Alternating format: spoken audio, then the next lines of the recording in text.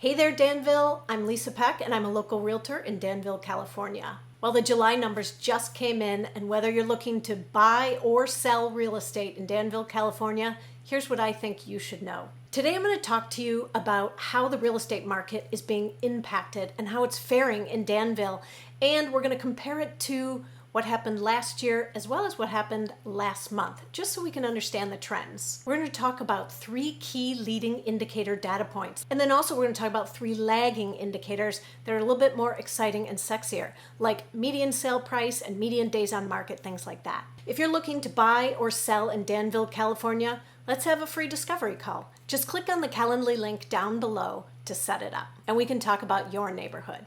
All right, so before we get into it, hit the like, subscribe, and notification bell so you can follow these stats month to month and see exactly how inflation reduction activities are impacting Danville, California real estate market. Okay, so let's get into it. The July numbers are out and they're telling a story. We know that the stock market is starting to see a bit of a rebound, and also the mortgage interest rates are coming down a little bit. Now, before we talk about things like pricing and days on market, it's really important to keep in mind that any pricing, days on market, and that kind of stuff, it really just tells us a story about what happened 30 days before that number became a data point. So first, let's talk about the leading indicator.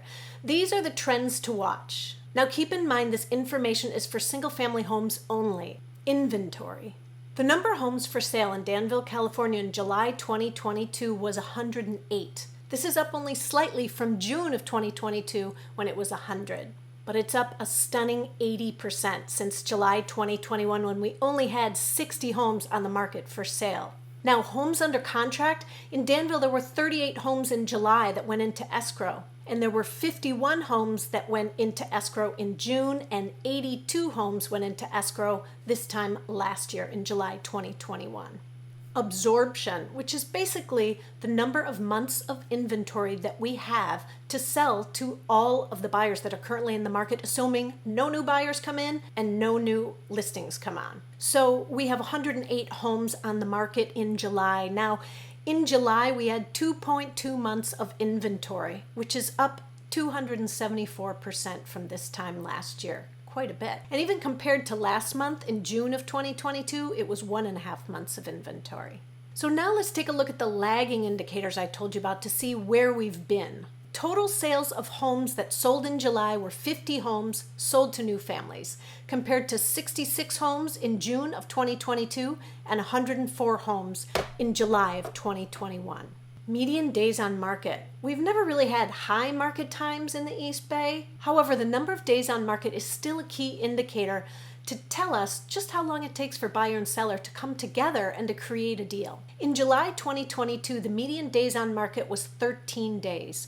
In June, it was 10 days, and last year, July 2021, it was almost half. It was 7 days. Now, the median sale price for single-family homes in Danville in July of 2022 was $2 million, a flat $2 million. Last month, it was $2.275 million.